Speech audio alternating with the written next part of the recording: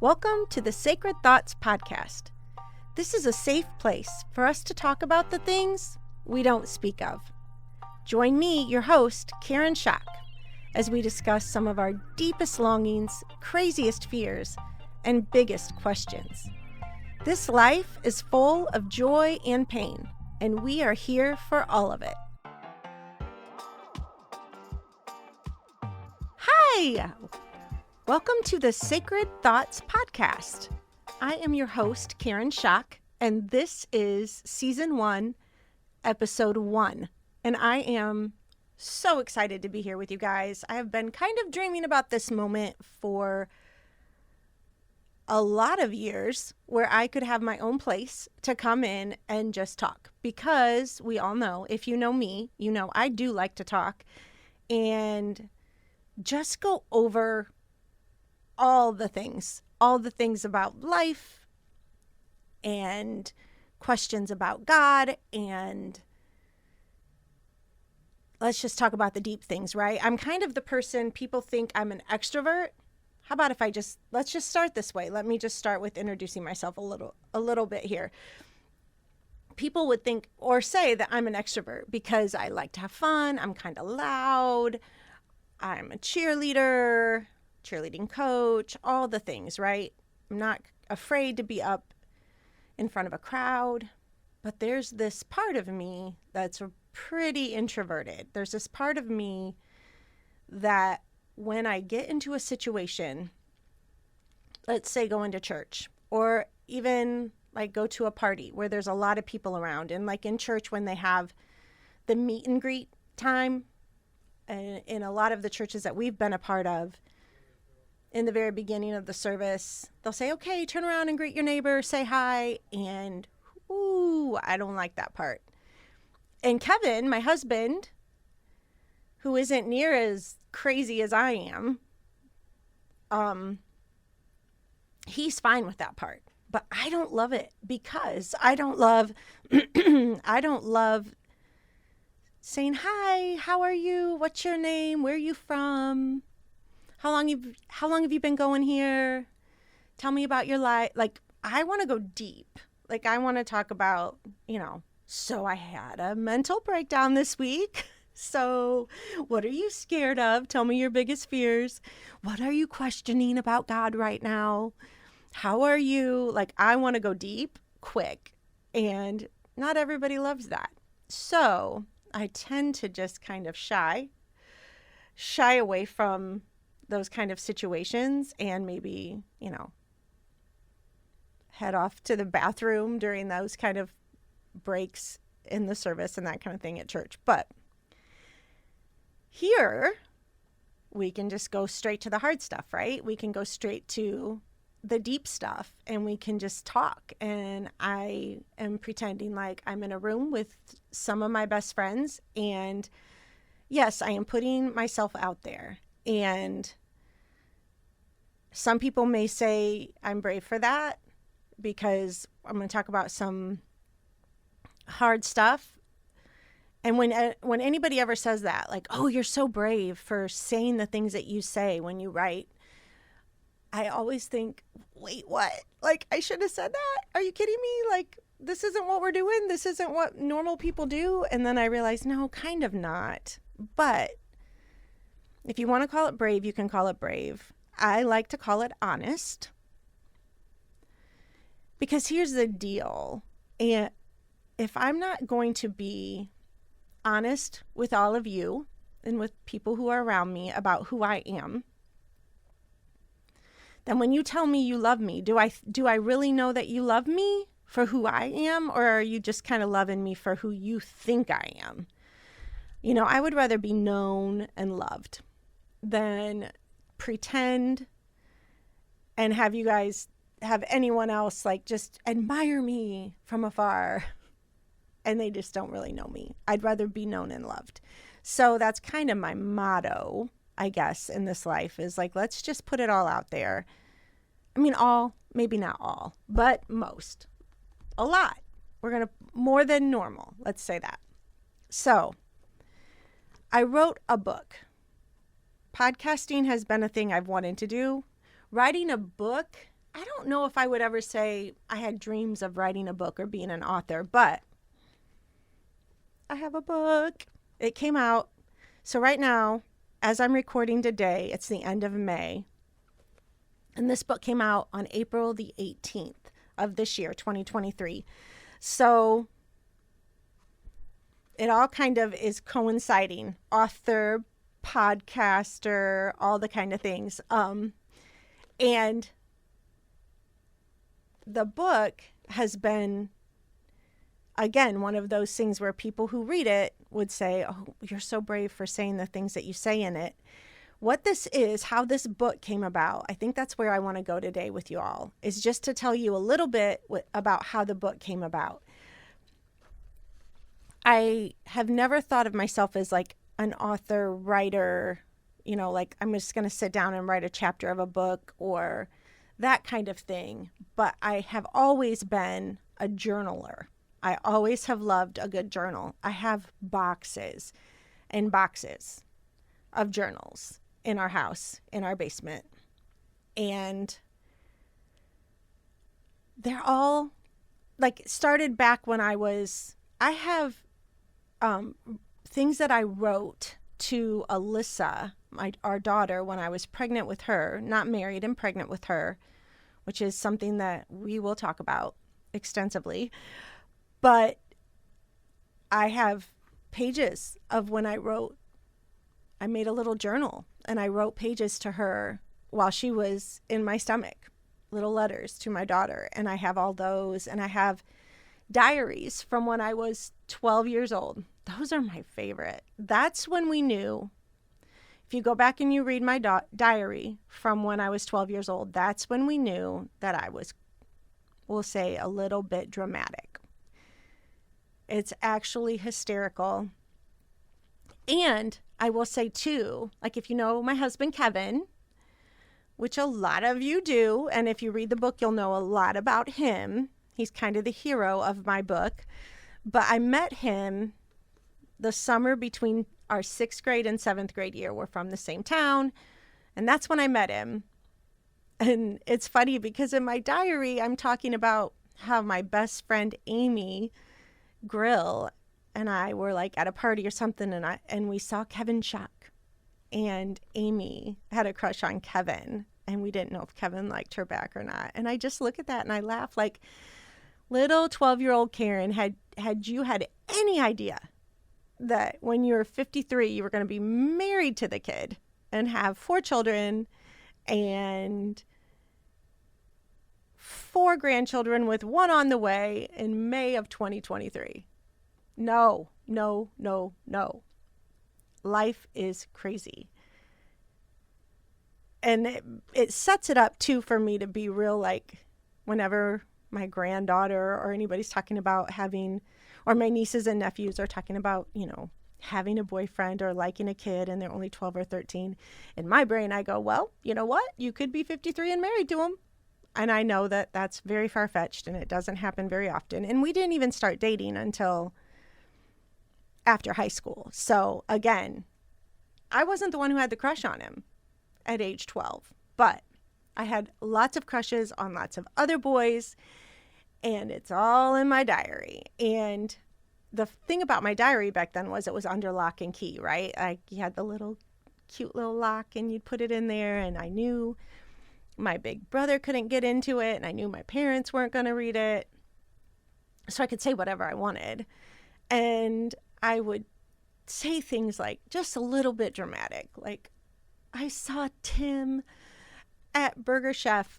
Anybody remember Burger Chef? Was that a chain? I don't even know, but I saw him at Burger Chef. We were on our bikes, me and Tammy, and we saw him, and he looked at me and waved, and I nearly died. I fell off my bike and fainted. Like, oh, did ya? Okay. Or there was one, I had a hernia. He looked so cute. I had a okay, you guys, what is a hernia? Like, did I know what it was then? No. Do I actually know what it is now? Actually, you would think I would, because I would call myself a recovering hypochondriac. I've been in therapy for it for many years. We'll talk about that as well. But I should know what a hernia is. Anyway, I'm going to look it up this week. Except for if I look it up, well, then I think can girls even... I don't even know. I don't know what a hernia is. So okay, enough of that. So back to me and my journaling. When Kevin and I got married and we had small children and we were in church, I started to learn about the importance of journaling and writing things out. And so I would. Mind you, there was always a thought in my brain. Nothing was under lock and key. And there was always a thought in my brain of who's going to read these someday. But there was never a thought in my brain that I was writing in cursive. And I still write in cursive because I would think, oh, someday my kids are going to want to read these books. And, they're going to want to read about their great grandma, Karen, and how she wasn't an actual Karen, right? Dear God in heaven, how did that name get? Okay, another tangent. But I would write and I would write and write and write, and it's all in cursive. So I don't know if there's going to be some kind of a translation for these young kids who don't know how to read cursive, but it's, they're going to have to learn. If they want to read about my life and how they came to be eventually, they're going to have to learn how to read cursive, right? So I would write and write and write. And mostly there were prayers. Mostly they were me as a young mom, dripping with 4 children, writing to God, asking him to help me, asking him to save me and save my children. And also a lot about all of my fears about getting sick and having a disease. And it was just, the different, this freckle looks like it might be growing, or, I feel a lump here, or I see this here, or is this that? I have a headache. What is this? Like all of those kind of things, I would write it all out. And mostly I wrote, even all through these years, all through my 53 years, mostly I would write when I was upset and needing to get it out, needing to say something, needing to pray. And so boxes and boxes. And then here we go, and we have the internet, and then we have Facebook, and then we have Instagram. And I think what I started to realize, especially with Instagram, and then with Facebook too, is that we all put our best foot forward, right? When we're putting pictures out there, when we're putting snapshots of our life out there, we take a picture. If it doesn't look good, we take another picture. If it doesn't look good, and then we put the best one out there. We take pictures of us on the beach and at the right angle and all of those things. And I think I started to realize, like, here I am again, what I said in the beginning, like, you think this is me and you think this is my life, and you're not even seeing my journals. Like, if you could see this, the pictures I'm putting out there, and then you could read my journal and see how, I'm in depression. I have gone through bouts of severe depression. I think a lot of it's been hormonal. A lot of it's been because of the different things we were learning theologically, which is another subject that I want to talk about here on this podcast a lot, is just the theology that I've gone through in my life and what I've learned and how I've grown and the questions that I've had. But you don't see that when you look at Instagram or Facebook, right? So I started to write on Facebook. And my first post on Facebook, I would just get on my computer and just start typing. And my first posts were kind of like, oh, the bluebirds are singing and it's such a beautiful day. And thank you, God, for this day. And then I started to get a little more serious. And in 2016, I think that was probably the first time where I really wrote. Well, let me back up. I did have a blog too. And when my dad passed away in 2012, he was in hospice for 3 weeks.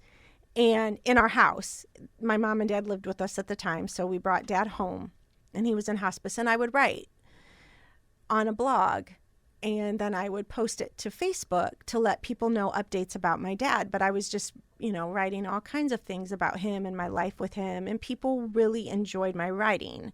So I knew that. I knew that people enjoyed my writing and that they would say I could write. Mind you, no big words, just simple writing. And fast forward to 2016, and I will tell you that this was like in June and July of 2016. So about the same time of year. And at that point, I'm very getting close to menopause, right? I'm up there in my years and getting close to menopause. So again, I think it was hormonal. My dad had died, and my mom was living with us. We were taking care of my mom. So there was all kinds of things going on in my life, and I had been put on Prozac, which is an antidepressant. I got put on that shortly after my dad died because I just couldn't stop crying, which I never would have thought that was going to happen. He was 85 years old. He had dementia. What in the world? Why am I so sad? Why do I miss him so much? I had all these years with him, and the tears wouldn't stop. So my good doctor said, let's get you reset. Let's have a reset, and we'll put you on Prozac. And so I was on Prozac, a very low dose, up until 2016, when I was starting to have panic attacks. I do think it was the political landscape too, which I don't want to really get into politics because that is not who I am necessarily. But I will say that watching what was going on in the political scene at that time was wrecking me. I just didn't understand any of it. And along with a shift in my faith and questions that I had, and realizing I don't understand any of it. So I'm on Prozac. I call my doctor and I say, I'm not doing well. And he says, okay, let's double your Prozac. We'll double it because you're on such a low dose. Then you'll be on a normal dose if we double it. And I'm like, okay. So I would say maybe a week and a half into doubling the dose, I was not feeling good. I just remember feeling spacey and I just didn't feel good. And there was a morning and I write about it in my book. So my book is called Too Much and Not Enough, and Sacred Thoughts Said Out Loud. So we're just going to talk about things, right? And I had a moment on a morning about a week and a half into my Prozac where it was getting close to lunchtime, and I'm still in bed at this point. My mom is downstairs somewhere. She was fine, but I'm in bed in my pajamas. And I had this feeling of, am I ever going to get over this anxiety and depression? And I know my anxiety and depression have just done a number on everybody that knows me. I'm so tired of being weak, and I'm so sick of having anxiety, and I should be happy. It's summer. It's a beautiful day. I have an amazing husband and 4 beautiful children, and I should be good. What is wrong with me? Big question that I would always ask myself. What is wrong with me? And there came at that particular day, I remember thinking to myself, people would be better off without me.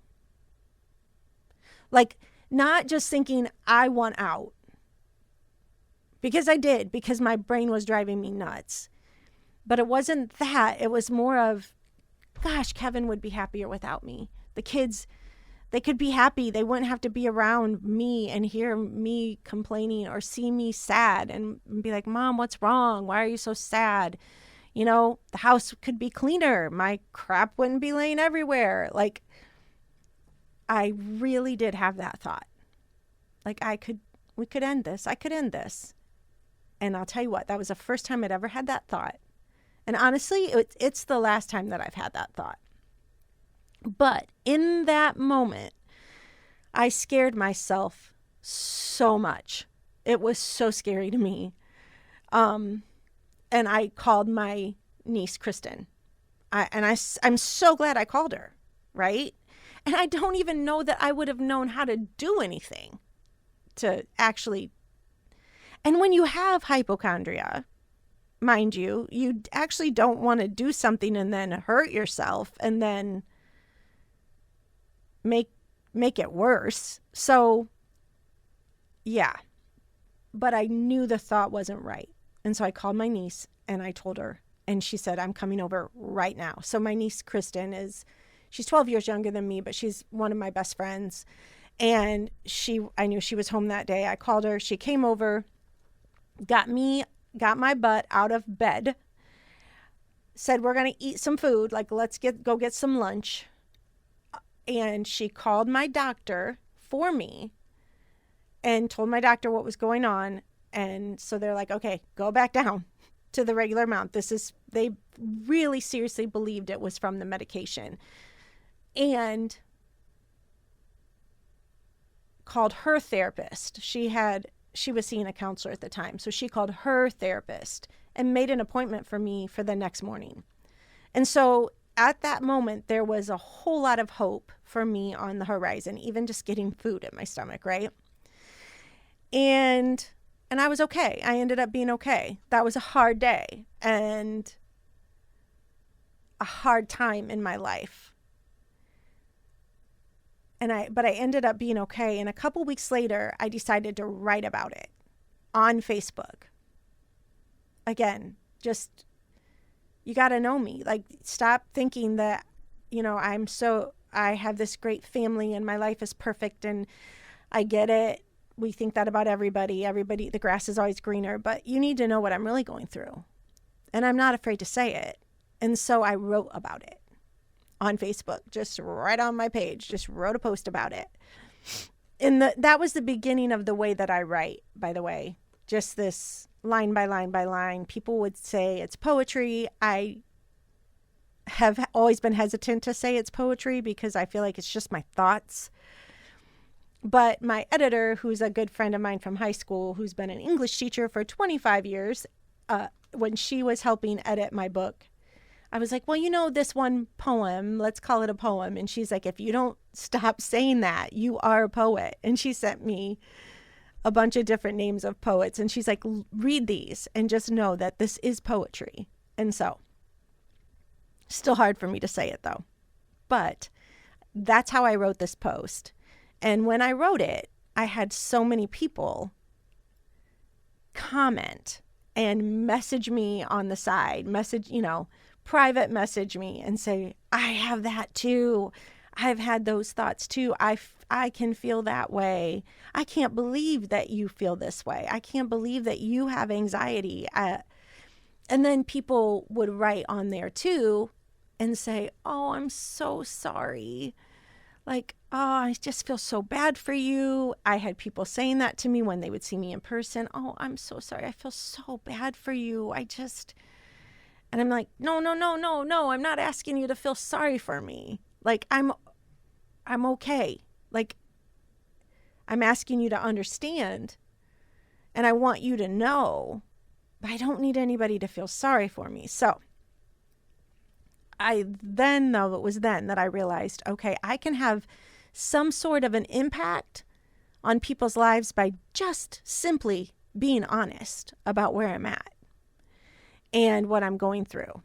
And then, of course, when you start therapy, you start to learn all these new things about yourself and about, oh, for crying out loud, about self-love And we'd always been taught, you don't love yourself, you hate yourself, you hate your life. If you love your life, you're going to lose your life, So to start to try to like love myself, like all these things that I'm learning, and I just wanted to write about it. So I would write posts every once in a while, and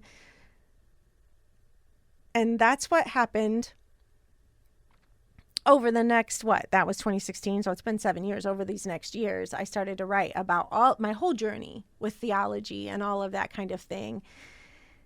And some people would love it and some people would hate it. And some people would want to shut me up big time.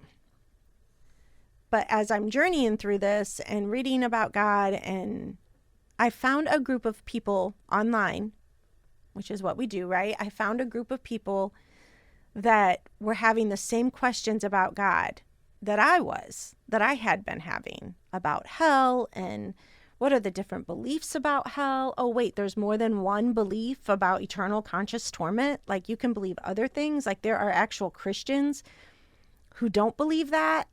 And the rapture, wait a minute. There's a whole thing about, like, I just always took everything that I was taught and believed it. If you say this, then I believe it. If you say that the rapture is going to happen, and that's a whole nother podcast we can talk about, which will be fun. But I found a group, and it was called Square One. It was Keith Giles, who was an author of books. I hadn't read any of his books, but I'd seen a couple of his posts, and I was like, wow. Okay, you're opening up my eyes to the fact that there are other ways to believe in Jesus that are good, that actually make more sense to me, seem more reasonable about who Jesus would line up with in the New Testament. Our Jesus lines way up more with the way these people have thought for 2,000 years, instead of just following the one little train that I had been running down my whole life. So this was a course that you could take with other people from all over the world. And so I jumped in by myself, paid for the course. Normally I don't do things by myself. Normally I like to run in a pack. But this time I was like, you know what? I'm just going to take this course. It's on Saturday afternoons. I'm going to jump in. And it was pretty life-changing. And the first week, there was probably 20 of us in this group called Square One. And we all kind of just went around and told our stories. It was like a Zoom. We were on Zoom. This was in 2021. So it's been 2 years. And we were all on Zoom and telling our stories. And I was kind of the last one to go. And when I started to tell my story of my faith and what had happened and how I always felt like a misfit, and I'd always felt like I was way too much because I wanted to hang with the men at church and talk about theological things. And I wasn't just like wanting to, I just wasn't that good, quiet, gentle, submissive wife who could, even though I homeschooled our kids, I just didn't fit the mold of the Proverbs 31 woman at all. And I struggled and I tried. And again, we can talk about that for a long time, but I told our story of me and Kevin and what we'd gone through in some churches that we've been a part of, some real church hurt, church split, church crap, institutional church stuff. And just that I felt like over the years, as I started to be vocal about my questions, because these are questions that I've had, as I started to vocalize my questions, I started to realize like I used to be a leader, as much of a leader as a woman can be in the kind of churches that we were a part of. But I was a leader. And I could lead the women's retreats, and I could talk openly there. I could lead a Bible study. But I started to realize there was one time when I asked a question about hell, because I just would always say, like, you're talking a million years burning, and then another million, and then another million, and then another million. And I'd be like, think about it. Just think about it. And God bless Kevin. He was like, I don't want to think about it. And I'm like, no, but think about it, you know? And so that's how my brain works. And so I remember bringing that up at it was actually just a book club with women in our church at the time. And one of my sweet, dear friends, who's awesome and loves Jesus a ton, just looked at me and said, I think it's okay that you ask those kind of questions in this group. But I would never want you to ask that kind of a question in front of like the teenagers or the college group, because we wouldn't want to scare the kids. We wouldn't want to put those thoughts in their head. And I was just like, oh, okay, there we are. Like, I don't have a place to speak. I don't have a place to be honest about who I am and what I'm learning, because we can't scare the kids. And it's funny because people might think that I learned my theology or learned these questions from Rob Bell or, some of these famous people, or even Keith Giles. But no, I didn't. I had these questions. These questions have been burning in my mind for as long as I can remember. Like, it's not them putting thoughts in my head. It's me just being reasonable and having these thoughts. So I said all that in Square One that first day. And Keith, who was leading Square One, said, I said, I've lost my voice. I don't have a voice anymore. And I like to talk. Like I said at the beginning of this podcast, I like to talk. And Keith said, you know what? I think you're going to find your voice again. I think there's a group of people out here that need to hear what you have to say and need to hear somebody be honest. And again, Keith didn't even know me. We didn't know each other at all at the time. This was the first time. He never read anything that I had written, and he didn't even know I did write things. So that's what he said. And my husband was in the other room and could hear it. And so I walked in. Like I said, I was the last person to speak. Keith kind of said that. It ended. And I walked into Kevin with tears streaming down my face. And he's like, that was amazing. That was amazing, hon. I think he's right. I think you're going to have a place to speak into other people's lives who have questions and who have had anxiety and depression and been told their anxiety was a demon and tried to have people pray the demon out of you. There are other people out there. So I started to write in this Square One private group. I started to write like I do. And that was a safe place for me to write about all the questions at the time.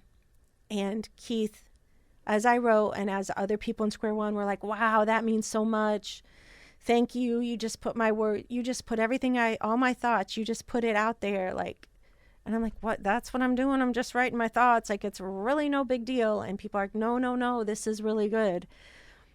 And Keith at some point just said, you know what, we're going to get you on our blog, on a Patheos blog, which is I don't even know what you would call it, a national religious blog website. So he got me on there first. And I remember when I told Kevin, like, I read Kevin the message that Keith had sent me about being on Patheos, and Kevin was like, your life is about to change. And I was like, yeah. And so I started to write on Patheos, and that was cool. That's been fun. But at some point about a year ago now, Keith was like, okay, I think it's time. Like, let's do a book.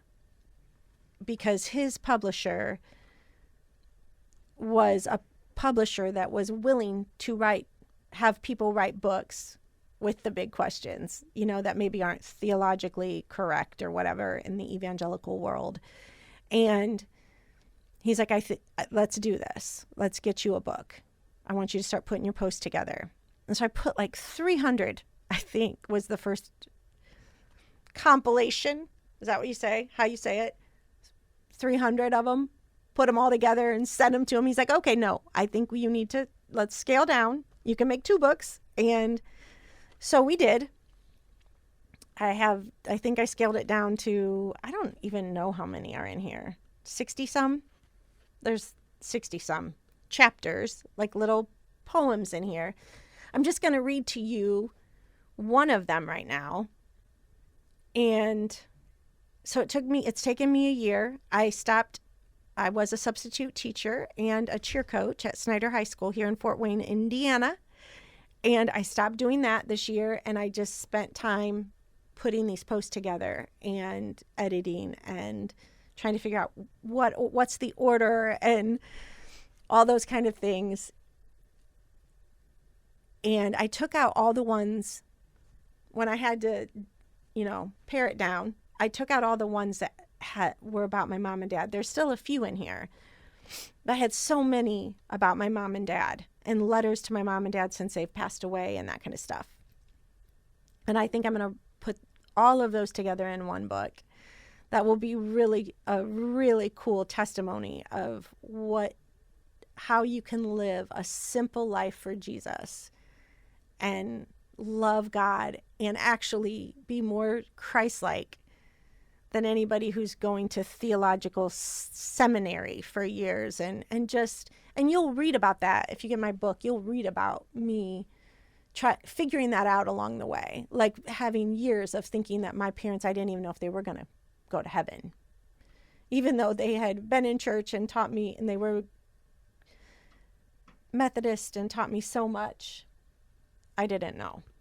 Okay, so I'm going to just read one post from this.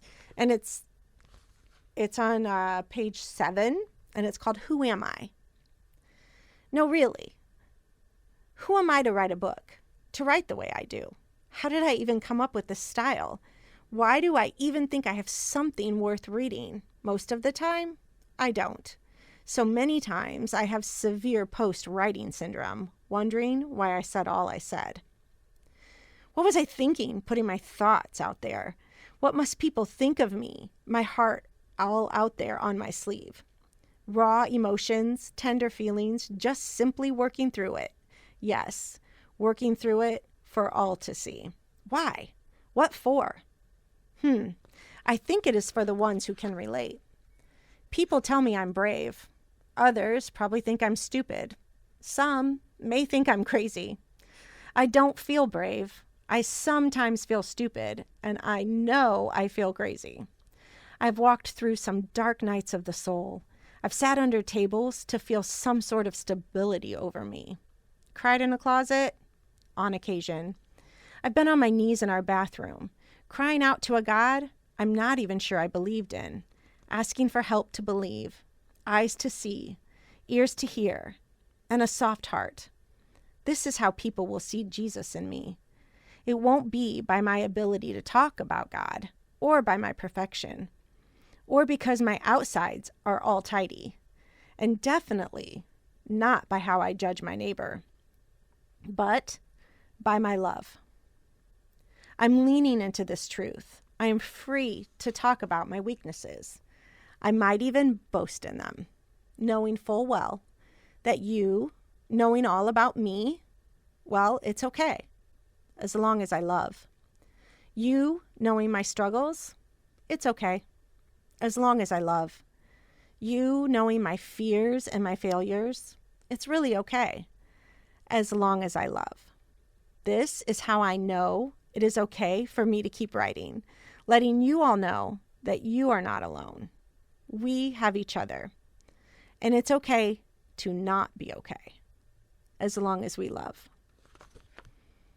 Okay, that's one poem here in my book, Too Much and Not Enough, Sacred Thoughts Said Out Loud. Y'all, go buy my book. That would be fun.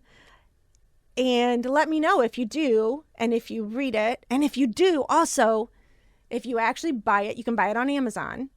It's available on Amazon right now. You can buy it, and then if you do, and you read it, and you love it, give me a 5-star review on Amazon. That will be helpful to get this out there. And, one person was like, all you want to do is promote your book. You know what? Maybe so, because I I did labor to put this thing together. And I don't feel like it's a self-help book. I don't feel like it's this book that is going to give you A plus B equals C, and this is how you do it, and this is how you get out of anxiety and depression, and this is how you overcome this or that. It's more like I want other people out there to understand they're not alone. There are more of us out here than you know, and I would love if just one person feels seen. And since this book has been out, I have heard from so many. And it's been so cool to make so many new friends and so many new people who say, yes, that's me, thank you.